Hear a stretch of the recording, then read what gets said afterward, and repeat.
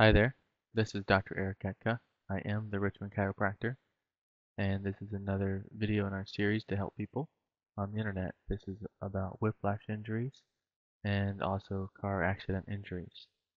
The reason why we separated the two is whiplash can happen from many different things, even such things as just falling down or sledding accidents, uh, pushing people, abuse, horseback riding, at the gym, mountain biking, lots of different things can cause whiplash. So you watch through this video, obviously there's no obligation. I just want you to get some information. Possibly you even had some aches or pains in your back, or maybe you had a recent accident or something happened and you're kind of wondering if you have whiplash. So this video will help you out and give you some information you may need. So let's get started. A lot of people come into our office and they want to know, doctor, how do I know if I have whiplash? So there are several different things. There's a basic whiplash symptoms. Patients come into our office a lot of times complaining of this entire list. Neck pain, sometimes their vision's blurry, sometimes it's tough swallowing, things like that. And in the next slide, we're going to show you how some of the soft tissue can be torn in a traumatic accident like that. Sometimes people get more tired. They're fatigued. They can get dizzy, just the way the skull on top of the spine and how your balance is. Another reason, some research has even shown that the thyroid gets compromised, which can cause also changes with your energy levels and your metabolism. With your muscles, people can get pain between their shoulder blades, even their arms to legs, their feet, their hands. Your low back can also be affected in car accidents and whiplash injuries as well. Of course, the most obvious one, people have headaches, where they get low back pain or stiff. Their shoulders hurt from where they were holding on too tight, or where maybe one was torn backwards or forwards, like in skiing accidents or snowboarding accidents that we've been seeing on the Olympics this year.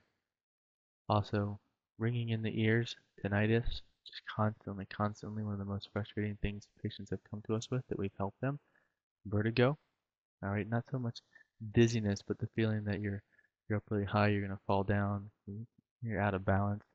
Numbness and tingling and pain and jaw in the face. So numbness and tingling is subjective to most of our patients who come in. So we really need to ask them, what do they mean by numbness? Is it just a lack of feeling? Does it feel weird or puffy? So we make sure we talk very closely with our patients to be sure exactly what they mean, because their subjective symptoms obviously point to different problems based on what they're telling us. Also, people say, but doctor, it was just a fender bender. You may have been going 5 miles an hour. You may have just backed up into somebody, or you fell off 2 stairs, or you had a small skiing accident, or little kids pushing each other into the pool. Simple things where um, our patients don't feel like it was such a big deal, so to speak, but really the amount of force it takes to hurt your body is not a lot. So in this picture you can see where some of these ligaments were torn in the back of the spine through here. And that's going to cause an issue where this whole segment is going to lose its integrity. It's going to start moving too much. And you can see the little red blood vessels and also chiropractically coming through here. These are the nerves that run your body. So if there's a problem with those nerves running your body, then you're not going to feel good. The headaches, the fatigue, it all just kind of adds to the other one. Now obviously we can get hit by the side or left or the right, front or the back. It's going to cause different symptoms and problems. The majority of our patients come in complaining of problems in these red areas here in the upper back and neck and the shoulder, right at the top of the shoulder blade, and then in between the shoulders on both sides.